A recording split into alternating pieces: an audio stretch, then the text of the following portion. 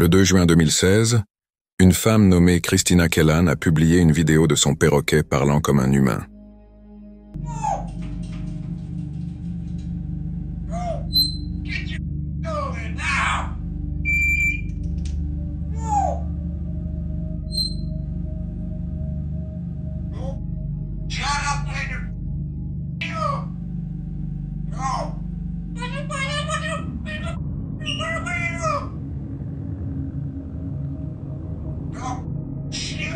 La plupart du temps, une vidéo de perroquet parlant attire l'attention, amuse un moment, puis est vite oubliée. Mais dans ce cas précis, elle est devenue la clé pour résoudre un meurtre qui avait laissé les enquêteurs perplexes pendant plus d'1 an. Le 12 mai 2015, vers 7h30 du matin, Connie Ree, une habitante de Sand Lake, dans le Michigan, entendit des coups de feu provenant de la maison de son voisin. Mais elle n'y prêta pas attention, car son voisin, Marty Durham, un homme de 46 ans, chassait régulièrement dans la région. Connie et son mari Kate étaient en proche de Marty et de son épouse Glenn et connaissaient bien leurs habitudes. Cependant, plus tard dans la journée, Kate informa Connie que Marty ne répondait ni aux appels ni aux messages. Après son travail, Connie décida donc de se rendre chez les Durham pour voir si tout allait bien. Elle trouva les portes verrouillées et personne ne répondit lorsqu'elle frappa. Pensant que le couple était absent, elle retourna chez elle. Mais lorsqu'une journée entière passa sans nouvelles de Marty ni de Glenn, l'inquiétude la gagna. Elle retourna chez eux et remarqua cette fois qu'une porte était déverrouillée. À l'intérieur, le salon était sans dessus-dessous, comme s'il venait d'être cambriolé. Mais ce qu'elle découvrit ensuite la marqua à jamais. En entrant dans la chambre principale, elle trouva Marty et Glenn allongés sur le sol, couverts de sang. Paniquée, elle se précipita dehors pour appeler à l'aide. Par chance, un groupe de pompiers se trouvait à proximité et arriva rapidement sur les lieux. Les premiers secours constatèrent que Marty et Glenn étaient sans vie, tous deux touchés par balle. La scène ressemblait à un cambriolage qui avait mal tourné. Mais alors qu'ils tentaient d'identifier le coupable, un événement inattendu se produisit. Environ 1 heure après l'alerte, un policier sur place remarqua que Glenn semblait respirer. Lorsqu'il s'approcha pour vérifier son pouls, elle ouvrit soudainement les yeux et se redressa, malgré une balle logée derrière son oreille. Transportée d'urgence à l'hôpital, elle survécut miraculeusement à sa blessure.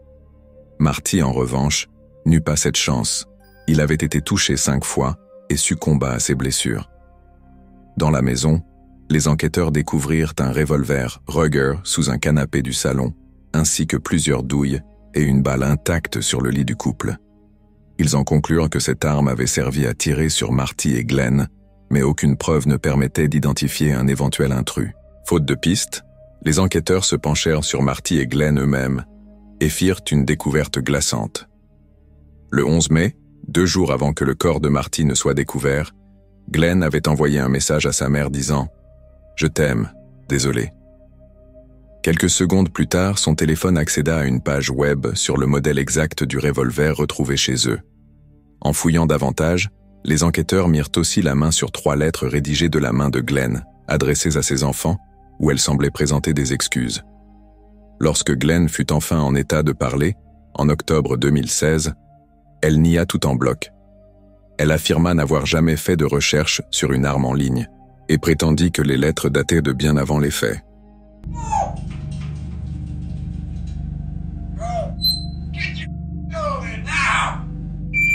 Le perroquet gris du Gabon dans cette vidéo s'appelait Bud. Il appartenait à Marty, mais après sa mort, il fut confié à son ex-femme, Christina. Ce qui rend Bud si spécial, c'est qu'il était présent dans la maison lorsque tout s'est produit. Il a tout vu, et surtout, tout entendu. Pour ceux qui l'ignorent, les perroquets gris du Gabon sont parmi les espèces les plus intelligentes. Ils excellent dans l'imitation de la parole humaine et peuvent de même comprendre la signification de certains mots. Mais surtout, ils ont tendance à répéter ce qu'ils ont entendu dans des situations de stress intense. C'est ainsi que, sous la garde de Christina, Bud ne cessa de répéter encore et encore ce qu'il avait entendu ce jour-là. Probably about a month or so after Bud got here, I would hear him scream and squawk, and it would happen a lot at nighttime. But then one day, literally, he just kept going over and over again, the same oh, and it sounded like two different voices. And I was just so freaked out that I took it upon myself to record it. En revenant à la vidéo du perroquet, on peut distinguer ce qui ressemble à une dispute entre Glenn et Marty.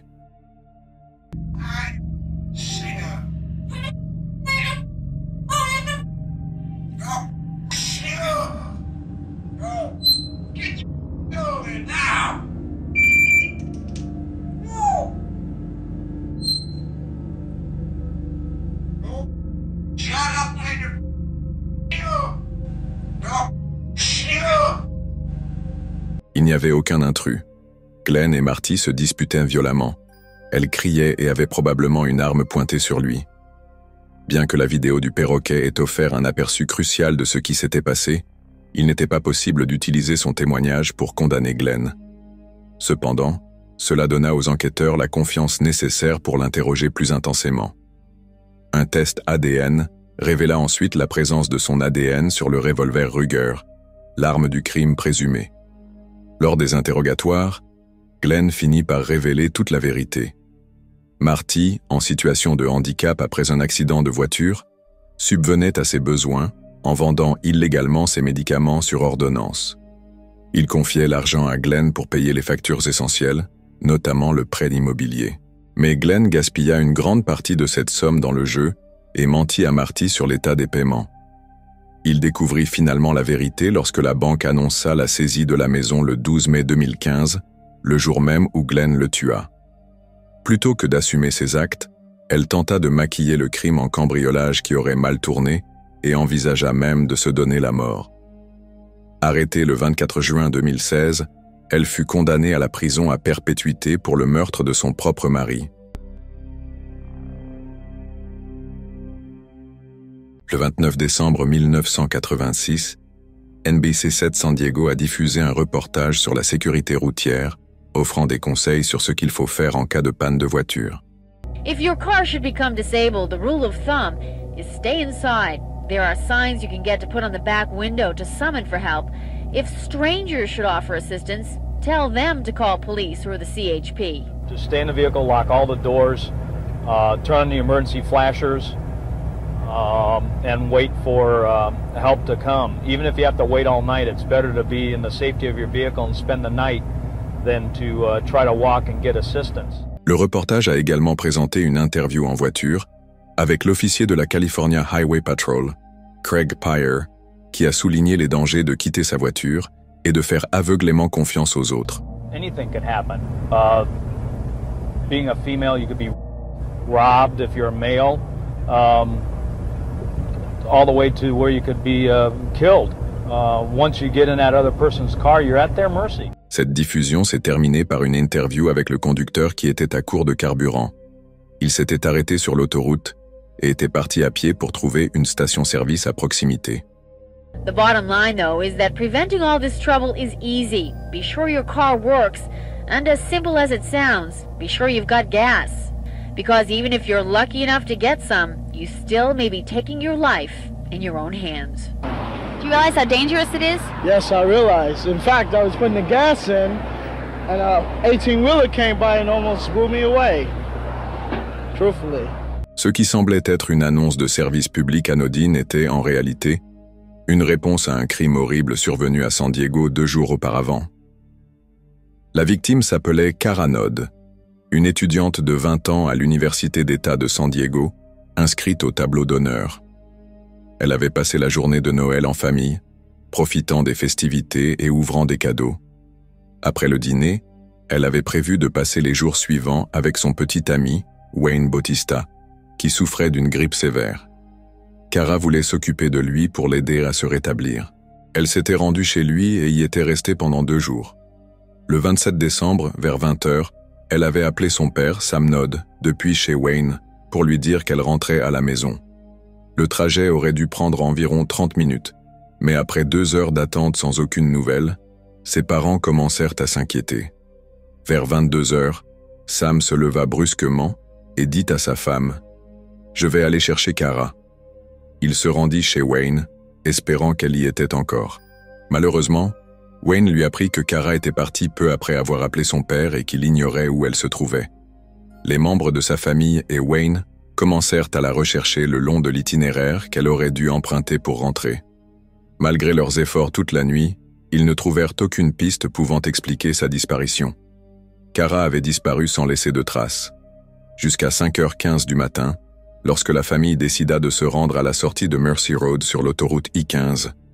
Là, ils découvrirent la Volkswagen Beetle blanche de Kara.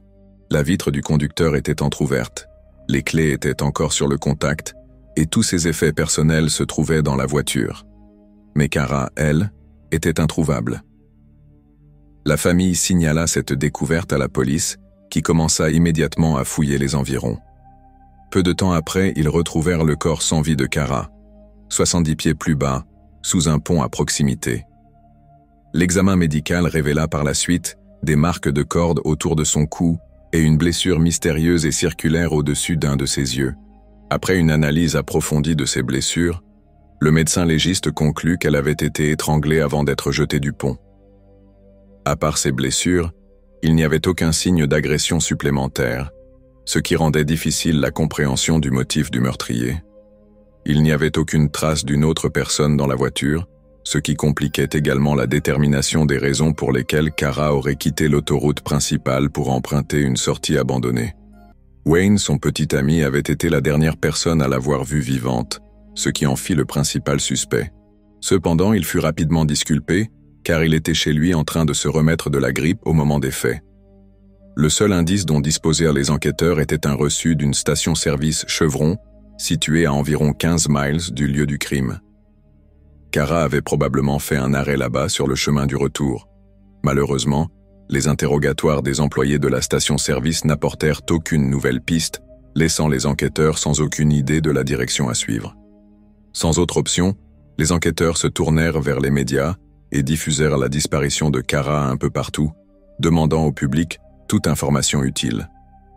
Cela incluait également un segment sur la sécurité routière avec l'officier Craig Payer. Heureusement, après la diffusion de ces segments, la ligne d'assistance reçut plus de 24 d'appels de femmes.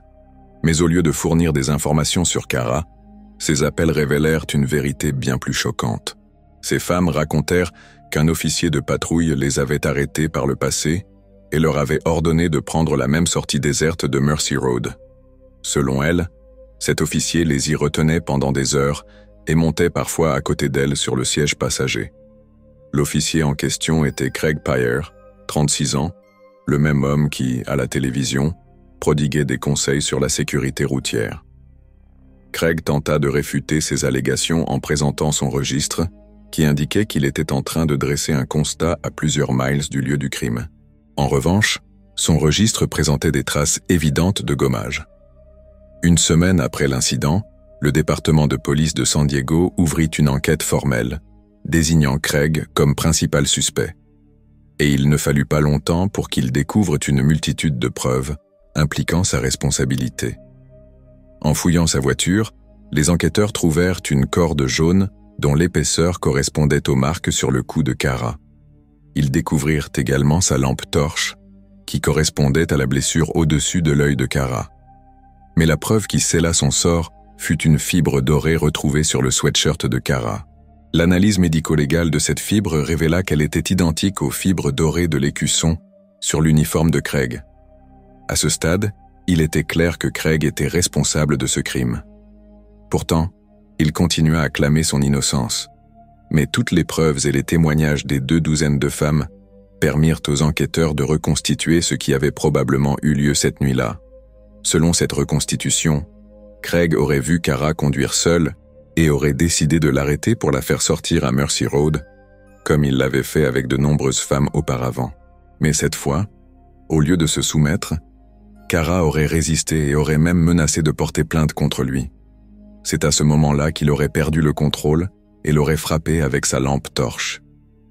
Réalisant ce qu'il venait de faire, Craig se trouva face à deux choix.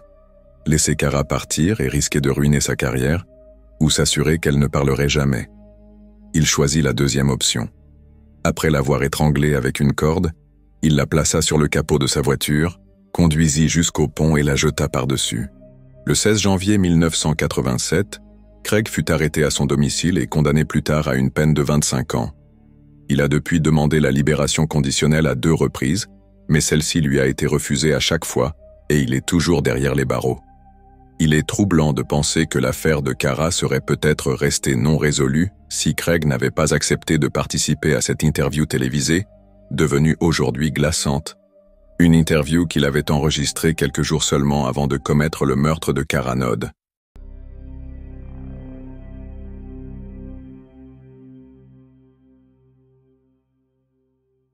Le 18 novembre 2011, à 4h35, les services d'incendie et de secours de Sydney ont répondu à une alarme incendie automatisée à la maison de retraite Quakers Hill. L'incendie s'est avéré être une tragédie totale. Lorsque la situation a commencé à se calmer, les médias ont réalisé des interviews des personnes impliquées, y compris Roger Dean, un infirmier qui était de service à la maison de retraite lorsque l'incendie a éclaté. Hi, I'm Roger. I'm one of the nurses, and just there was a fire, and I just quickly just did what I can, get everyone out, and the smoke is just overwhelming. But you know, we got a lot of people out, so that's the main thing. They're saying that there's still people unaccounted for. What's happening there? I'm not sure. The deputy is she's got the list of people there, and yeah, it looks like there's still probably a few people, and the people are trying their best to get everyone out at the moment. Yeah. Au moment où les secours sont arrivés sur les lieux, l'incendie avait déjà englouti une grande partie du bâtiment. Selon des rapports ultérieurs, l'incendie brûlait si intensément que même avec des équipements de protection complets, certains pompiers ont eu du mal à s'approcher des flammes. Ce qui a aggravé cette situation déjà désastreuse, c'est que l'unité en feu abritait des patients atteints de démensalité, incapables de s'échapper seuls. Dehors, les sauveteurs entendaient les appels désespérés à l'aide, mais étaient impuissants face à la chaleur extrême. Malgré ces difficultés, ils ont réussi à mettre plus d'une centaine de résidents en sécurité. Parmi ceux qui tentaient d'aider, il y avait Roger Dean, qui s'est précipité pour sécuriser les dossiers médicaux vitaux avant que les pompiers ne l'empêchent de retourner dans les flammes. Cet homme cachait un secret perturbe. Un jour avant l'incendie, les caméras de sécurité l'avaient surpris en train d'accéder au placard à médicaments 36 fois pendant son service pour voler des pilules et des capsules. Cependant, sa chance a tourné lorsque d'autres membres du personnel de la maison de retraite ont remarqué la disparition des médicaments et l'ont signalé à la police. À ce moment-là, Roger savait qu'il était seulement question de temps avant qu'il ne soit pris. Il a donc eu l'horrible idée d'allumer un incendie et de voler les dossiers médicaux pendant le chaos. Et bien qu'il ait réussi à exécuter ce plan avec succès, l'incendie a également entraîné la mort de 11 résidents âgés qui ont perdu la vie dans les flammes. Après son arrestation, Roger a trouvé l'excuse la plus bizarre pour expliquer ses actions. It was like Satan saying to me that it's the right thing to do. Roger Dean a été condamné à la réclusion à perpétuité sans possibilité de libération conditionnelle pour ses crimes, y compris les meurtres de 11 résidents âgés. L'enquête a révélé qu'il avait pris une décision délibérée de mettre en danger des vies innocentes pour dissimuler ses vols de médicaments et échapper aux conséquences de ses actions. La vidéo de son interview, qui semblait innocente à première vue, prend maintenant une dimension beaucoup plus troublante alors qu'il admirait les ravages qu'il avait causés, montrant une totale indifférence envers les vies qu'il avait détruites. Le 16 mai 1992, le chanteur et auteur-compositeur mexicain Chalino Sanchez a donné l'une de ses meilleures performances à ce jour.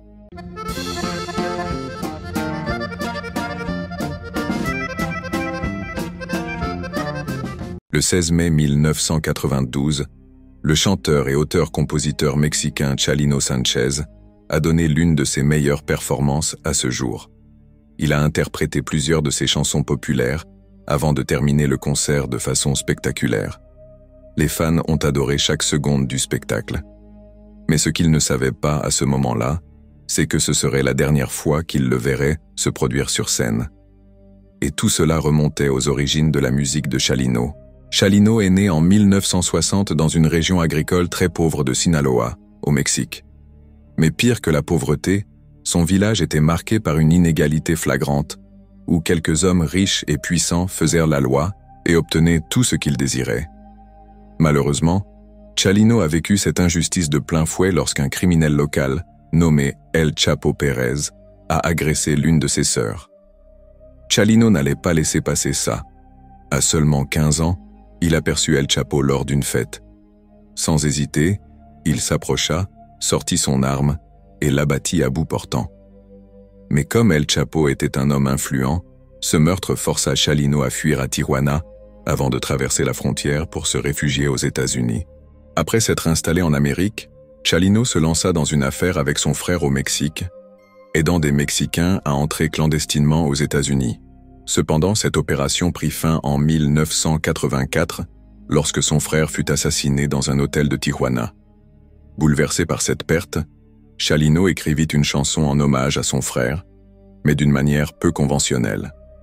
Il composa l'air dans un style mexicain traditionnel appelé corrido et, pour les paroles, il raconta sans détour leur vie, abordant ouvertement des thèmes comme la drogue et la violence.